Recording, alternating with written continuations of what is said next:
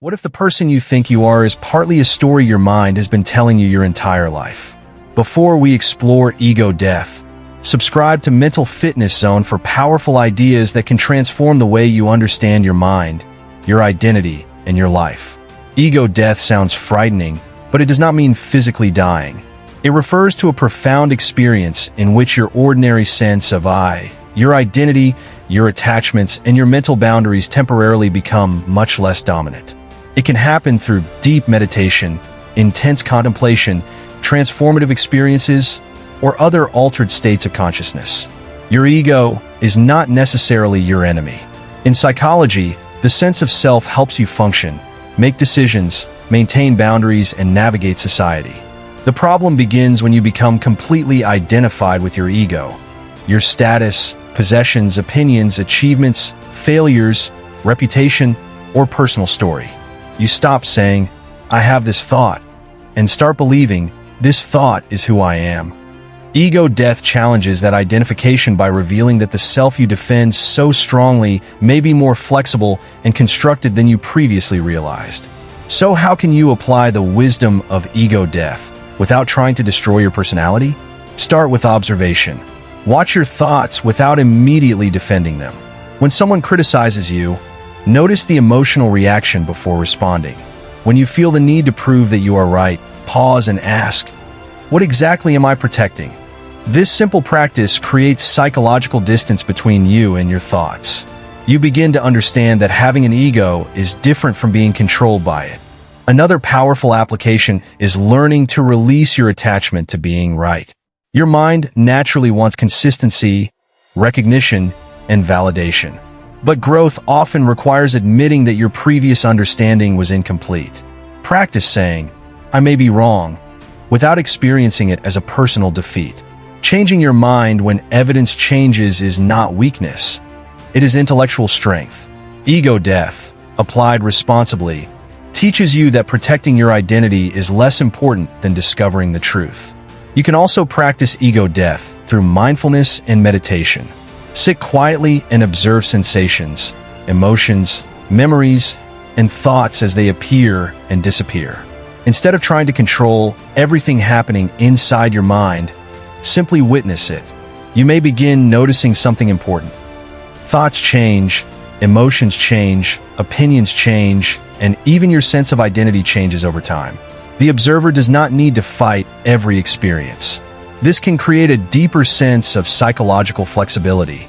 One major advantage of this perspective is reduced defensiveness. When your identity is not constantly under attack, criticism becomes information instead of an existential threat. You can listen more carefully, learn from other people, and correct your mistakes faster. Ego flexibility can also improve relationships because you become less obsessed with winning arguments, receiving praise, or controlling how others perceive you. Ego death can also create greater compassion. When the boundaries between me and everyone else become less rigid, you may become more aware that other people are also carrying fears, desires, insecurities, memories, and personal stories. You begin judging people less quickly because you recognize the complexity of being human. This does not mean abandoning boundaries or allowing people to mistreat you. It means understanding others without needing to make yourself superior to them. Another advantage is freedom from excessive attachment to success and failure. If your entire identity depends on being successful, failure can feel like the destruction of your self-worth. But when you understand that achievement is something you experience rather than the total definition of who you are, you can pursue ambitious goals without becoming psychologically enslaved to them. You can win without worshiping victory and lose without believing that you have become a failure. Ego death is important because much of human suffering comes from our relationship with our internal stories. I must be respected. I cannot fail. Everyone must understand me. I have to prove myself. These beliefs can turn ordinary situations into psychological battles. The practice of loosening your identification with these stories creates space between an event and your reaction. That space is where greater awareness, choice, and self-control can develop. But ego death should not be misunderstood as permanently eliminating your sense of self. A healthy human being still needs identity, boundaries, responsibilities, ambitions, and relationships.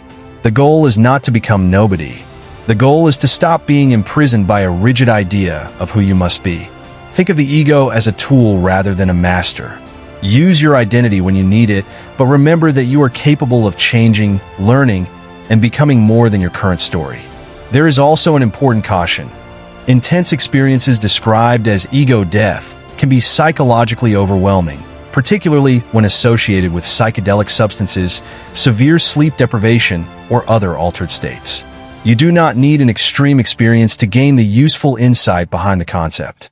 Meditation, self-inquiry, humility, mindfulness, journaling, and honest reflection can help you loosen unhealthy identification with the ego in safer and more gradual ways. If an altered state experience leaves you confused, frightened, or disconnected from reality, professional mental health support is appropriate. Ultimately, ego death is not about destroying yourself. It is about discovering that you are more than the story you constantly tell about yourself.